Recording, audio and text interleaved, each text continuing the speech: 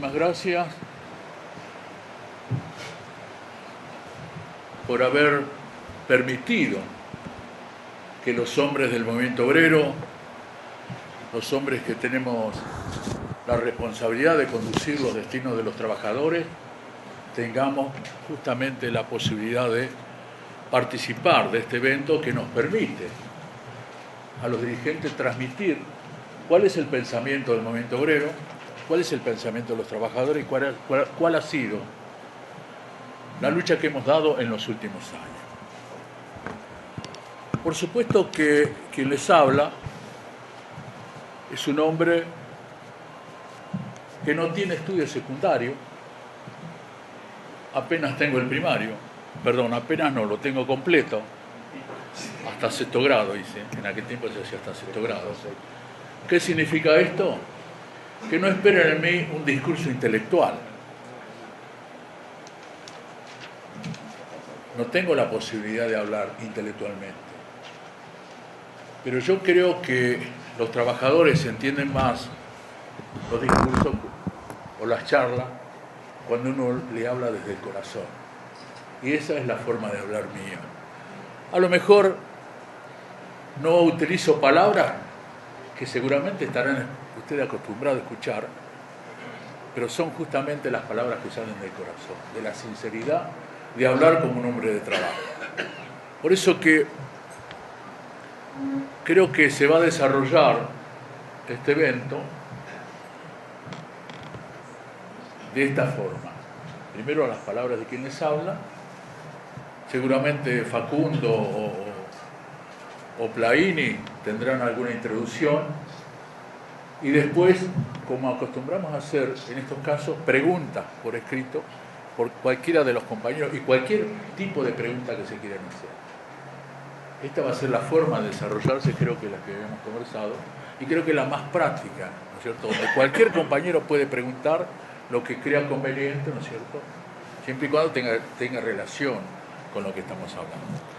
Bueno, les decía que yo soy un hombre que nací en La Plata, me crié en Mar del Plata, y desde muy chico comencé a trabajar, desde muy pibe. Teniendo apenas 11 años ya empecé a trabajar en una fábrica de chacinado. Recuerdo que lo que más sufría eran los sabañones, porque Mar del Plata en invierno hacía frío en aquel entonces, hoy no tanto. Y yo, sinceramente, cuando veo una criatura de 11 años, 12 años, y cuando veo a mi hijo más chico, Jerónimo, que tiene 12 años, y me pongo a pensar que a la edad de ellos trabajaban, a veces me cuesta creerlo. Me cuesta creer que es una criatura a esa edad trabaje. Y hay muchos niños argentinos que pierden su niñez, pierden su adolescencia por trabajar desde muy pequeño. Y esto es uno de los temas que los argentinos tenemos que resolver. Bueno, fui creciendo en un ambiente de trabajo. Yo recuerdo siempre cuando en muchos lugares se expresa que los padres le decían, cuando era joven, o trabajás o estudiás. Esto era normal que se escuche. No sé si ahora, en estas generaciones nuevas, se da ese tema. Pero en aquel entonces era eso, o trabajás o estudiás. Sinceramente, mis padres no me dijeron si yo quería estudiar. Primero porque a lo mejor no le daban la importancia que tenían los estudios en aquel entonces. Y además no podían hacerlo porque éramos muy humildes. Pero tampoco me dijeron que tenía que trabajar. Yo sabía que tenía que trabajar. Yo apenas estaba sabiendo que terminaba el colegio, ya estaba pensando con otros chicos de mi edad, a ver dónde podía trabajar, ¿no es cierto?, empezar a trabajar. Y esto se daba en aquellos tiempos. Y me parece que, a pesar de que a muchas criaturas no podían tener su niñez como corresponde, pero me parece que era sumamente importante esa cultura del trabajo que había en aquel entonces.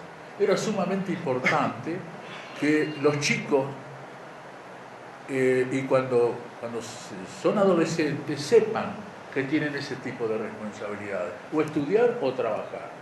Y esto es que me parece a mí que es lo que más daño nos ha hecho las políticas neoliberales que se aplicaron en los últimos tiempos.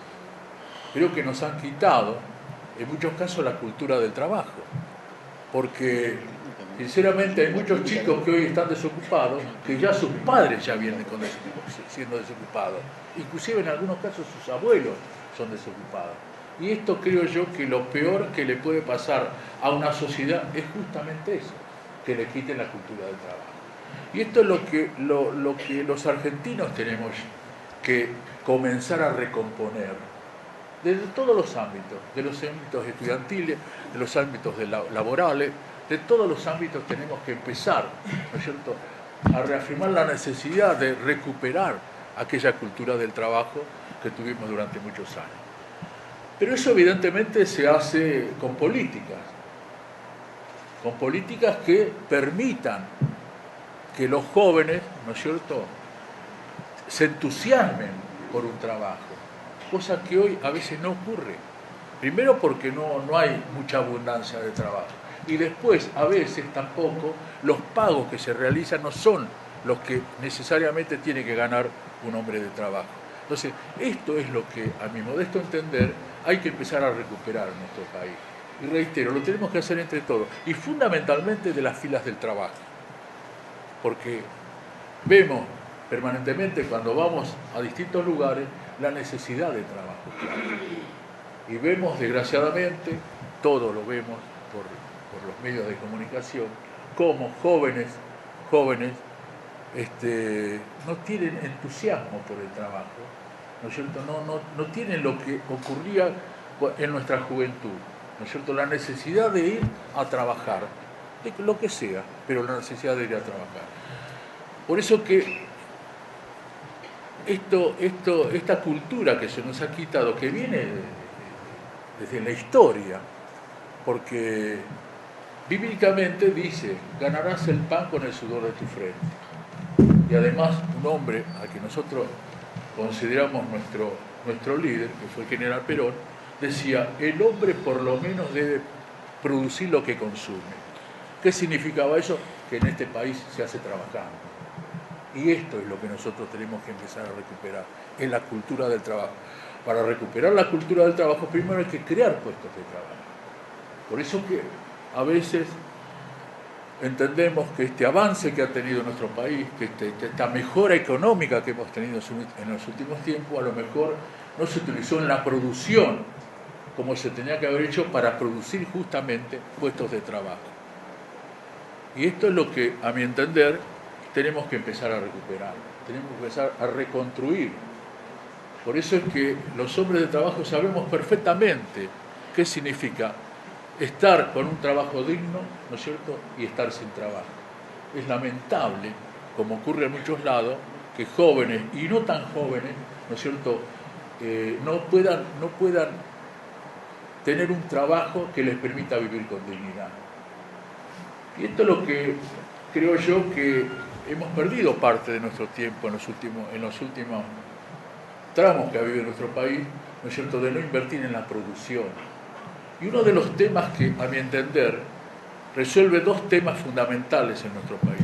Uno es justamente el tema de la desocupación y el otro es el tema habitacional.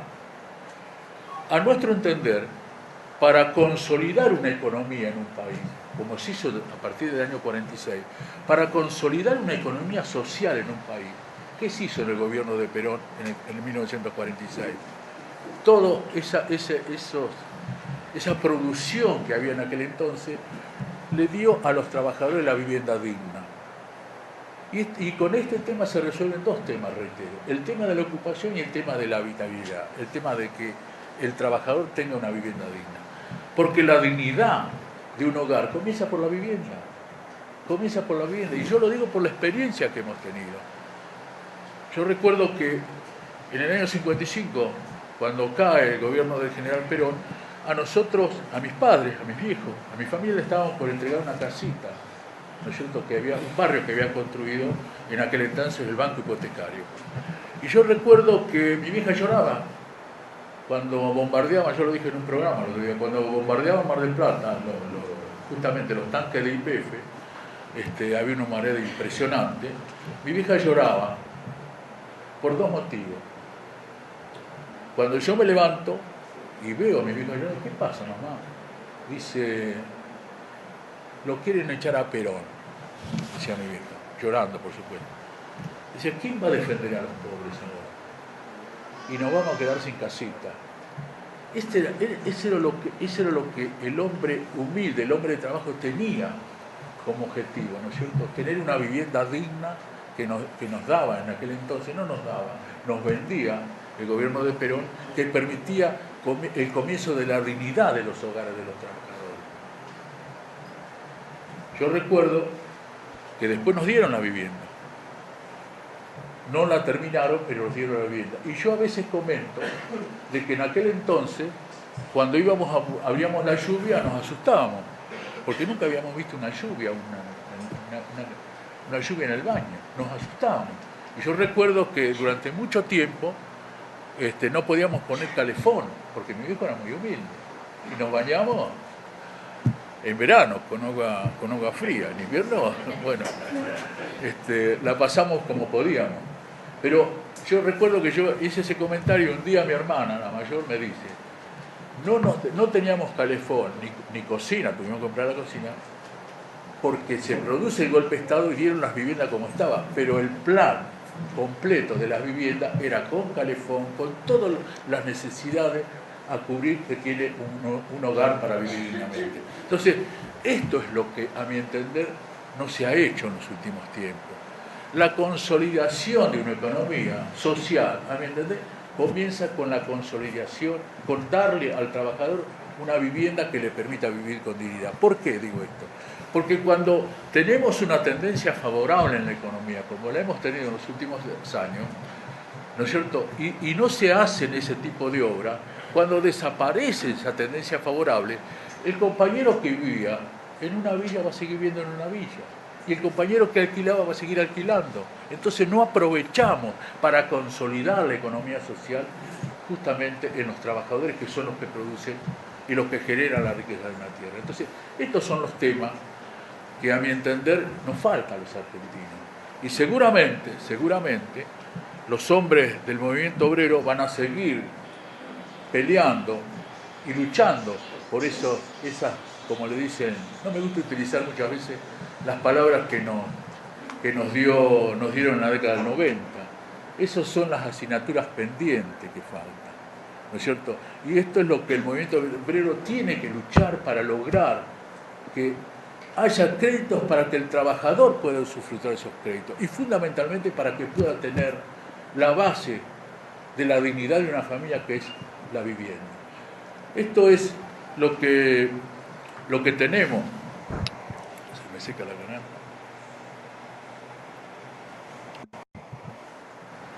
Como reclamo, ¿no es cierto? Los hemos hecho públicamente. Se los hemos pedido a la presidenta públicamente en la cancha de River. No sé si muchos lo recuerdan. Pero desgraciadamente, aparentemente, no están los planes de gobierno ese tipo de cosas. Y esto es lo que nosotros debemos exigir, porque yo recuerdo que nos decía en aquel entonces, el general Perón decía, ¿cómo vamos a privarle que viva con dignidad a quienes generan la riqueza de la tierra? ¿Quién genera la riqueza de la tierra? El hombre de trabajo. Por eso es que todo lo que se haga para que el trabajador viva con más dignidad es poco, porque son los que generan la riqueza de la tierra. Decía que cuando era joven sufrimos eso, cuando era más chico. Después de mi juventud empecé a trabajar en una empresa de transporte. Tenía 17 años. Yo recuerdo que un día nos juntamos, íbamos a elegir delegado y me propusieron a mí para ser delegado. Pero me faltaban 3 meses para cumplir 18 años y no pude ser delegado. A los 3 meses de haber sido elegido y haber cumplido, a la semana de haber cumplido los 18, hicimos la rosquita, como decimos nosotros comúnmente, lo volteamos al delegado que había y me eligieron delegado. Por eso que yo vengo, como muchos compañeros, de muy joven, ¿no es cierto?, en esta tarea. Era delegado de empresa. Yo recuerdo que lo primero que reclamábamos era la ropa. porque yo sabía que en el convenio, que no lo conocíamos mucho, decía que nos debía dar 2 equipos de ropa. Yo creo que esto lo comenté en algún momento. Bueno, lo primero que hago, lo voy a ver al empresario, después le voy a decir cómo era la empresa. Voy a reclamarle, nos tiene que dar ropa. No, pero esperá, no sé qué, bueno, nos tiene que dar la ropa. Bueno, nos dan la ropa, nos ponen el nombre de la empresa y no la queríamos usar. Esto es una realidad, ¿no? No la queríamos usar. ¿Por qué? ¿Sabe cómo se llamaba la empresa? Verga Hermano. No quería hacer nada la ropa. Y había todo un debate.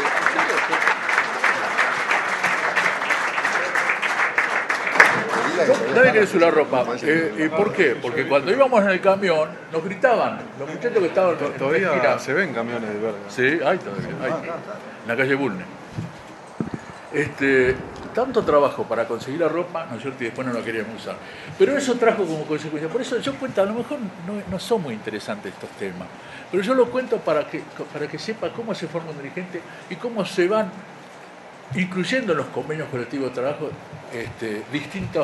distintos conquistas. Por ejemplo, cuando aparece ese episodio de no querer usar la ropa, a pesar de que él había cumplido con el convenio colectivo de trabajo, surge la idea de que el delegado o los delegados tienen que discutir con la empresa a ver cuál es el escrito que tienen que llevar la ropa de trabajo.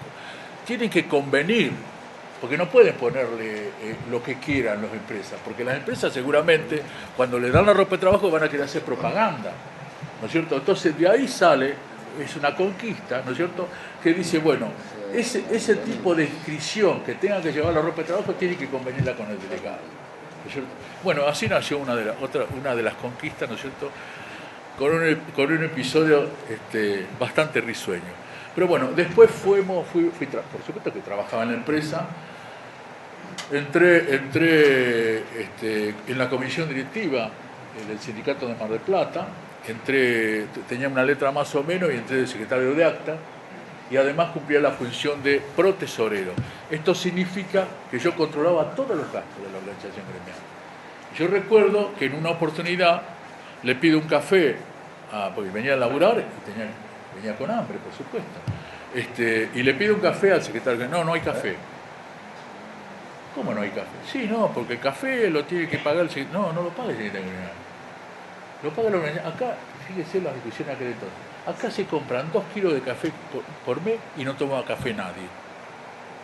No puede ser. ¿Quién se toma el café? ¿Se lo toma usted? Bueno, esas eran las discusiones que se daban en aquel entonces que ya pasaron al olvido. Así fui creciendo, fui secretario general a partir del año 72 en Mar del Plata. Apenas tenía 27, 28 años. Y después fui creciendo gremialmente y políticamente. Llegué a ser diputado de la provincia de Buenos Aires en el año 83, llegué a ser secretario general en el año 84. El mismo día que se elige, que fuimos elegidos diputados por la provincia de Buenos Aires, me eligen secretario general de gremio. En la misma semana, un domingo una cosa y el otro domingo otra cosa. Entonces, ahí comenzó esta carrera. Después fui secretario general de la Federación, y al tiempo fui secretario general de la CGT. Después fui secretario general por ausencia, por enfermedad del compañero, mejor dicho, fui vicepresidente por ausencia del compañero presidente del PJ de la provincia de Buenos Aires, Alberto Balestrini. Fui vicepresidente por ausencia de enfermedad, llegué a ser presidente y fui vicepresidente segundo del partido del Movimiento Nacional Justicialista a nivel nacional. Ustedes saben que yo he renunciado a todos esos cargos, porque a mi entender, y esto lo compartimos con muchos compañeros que también me acompañaban en la lista, que era el compañero Plaini, el compañero Mancini, que anda por ahí, varios compañeros, dijimos, ¿qué hacemos acá? Yo decía, yo soy presidente de la nada, porque el justicialismo está vaciado de peronismo. Entonces, ser presidente de la nada, yo creo que no tiene razón de ser. Por eso fue una de las renuncias que nosotros elevamos al Consejo del Partido y así también a nivel nacional. Bueno, y así fueron pasando las cosas. Y bueno, y llegamos a esta instancia, estando acá hablando frente a ustedes, con la posibilidad de ser o no reelecto el 12 de julio en la Secretaría Nacional. Pero ¿qué es lo que nosotros planteamos desde nuestro punto de vista? La Secretaría Nacional, por supuesto que la eligen todas las organizaciones gremiales a través de los delegados, de acuerdo a la cantidad de afiliados que tengan, ¿no es cierto? Eligen al hombre que quiera que los conduzca. Y esto es una actitud que asume con responsabilidad el movimiento obrero. ¿Qué significa esto? Que tiene que tener la autonomía para decidir quién es el hombre que quiere que los conduzca. No podemos aceptar la injerencia de nadie, como se pretende hacer, ¿no es cierto?, en este momento, decir, no, el negro Moyano, no, negro pelos duros, ¿cómo va a seguir la CGT, ¿no es cierto? Entonces, y proponen a otros compañeros desde el poder gobernante. Y esto es lo que, por lo cual estamos luchando. Nosotros no estamos dispuestos a que lo que tenemos que decidir nosotros lo decidan otros por nosotros. Y esta es la lucha que se está dando. Esta es la pelea que se está dando. Nosotros creemos que cualquier hombre del movimiento obrero que esté en condiciones de asumir esa responsabilidad lo puede hacer, pero lo vamos a decidir nosotros.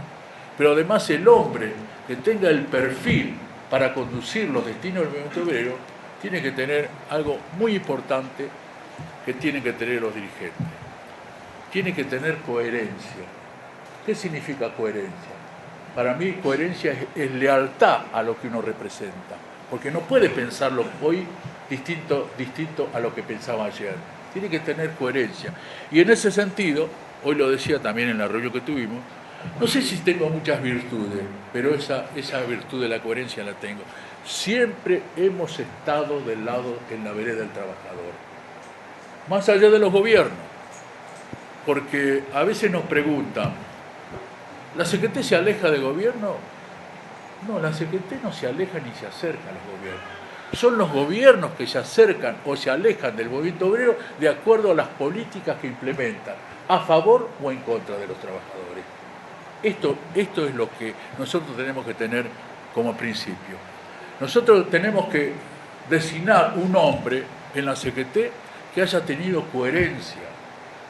Y esto significa, compañeros, recorrer la historia cercana, ¿no es cierto?, donde hemos vivido momentos muy especiales en nuestro país, donde en determinados momentos de la historia reciente se ha tenido que luchar contra las leyes de flexibilidad laboral, contra todos los ataques que recibió el movimiento obrero, se ha tenido que luchar.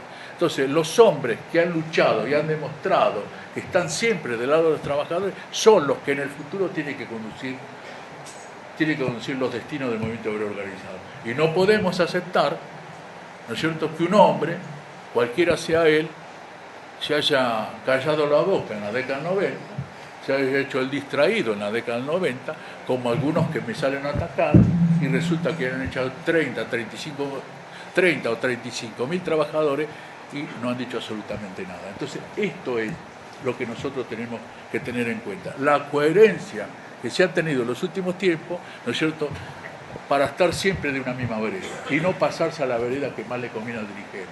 Acá la única vereda que vale es la donde están los trabajadores.